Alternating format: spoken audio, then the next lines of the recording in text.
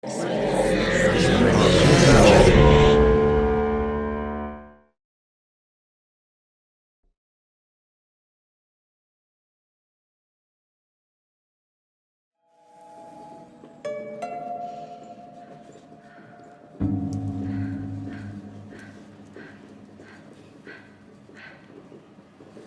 chers Genossen, je vous remercie d'être tous venus à cette dernière Sitzung. 2058. I really enjoyed this. I thought this was really interesting, and it kind of gave you a glimpse into, I guess, like power grid discrepancies and what would happen if you only had digital history.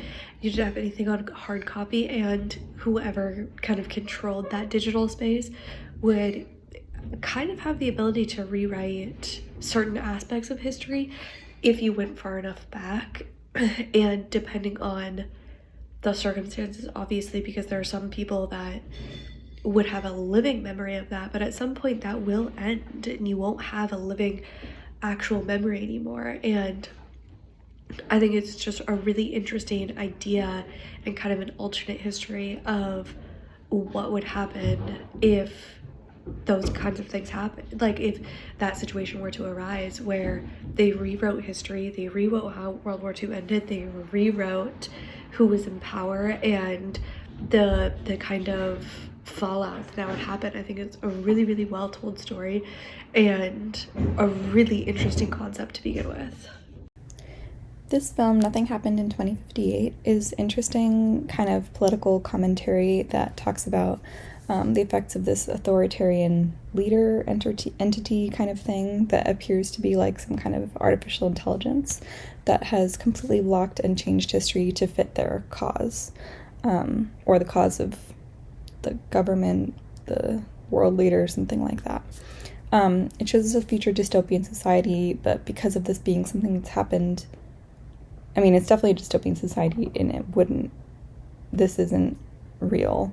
But because of this being something that's happened many times in history, it reflects pieces of the past and how history continuously repeats itself. So it feels like we're watching something that's already happened.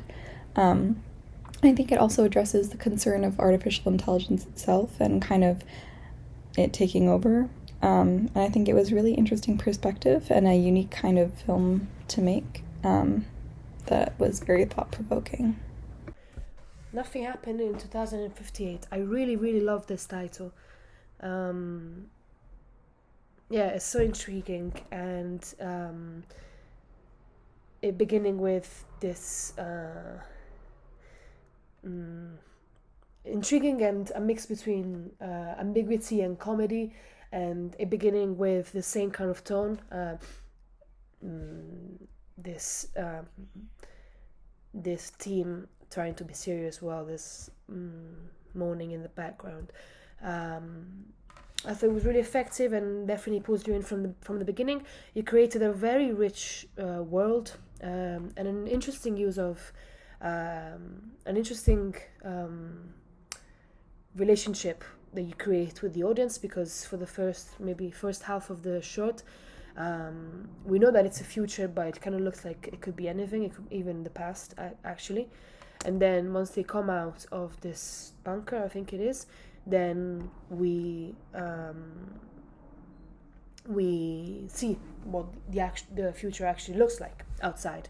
There's a lot of characters. I don't know if we needed all of these characters, but I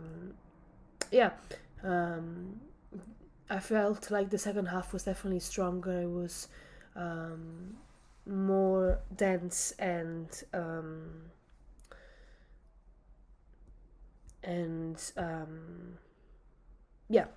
I don't know what the word I'm trying to find is. Eerie, uncomfortable, cold. There's a lot in it, I think. So maybe a bit more of clarity and an idea of what actually you're trying to say would have helped. There's a lot of elements that come in at once. Technology, control, this man, and then the gun at the end. There's a lot. But yeah, I guess it's great that it's all in half an hour. You create a whole story in a short period of time.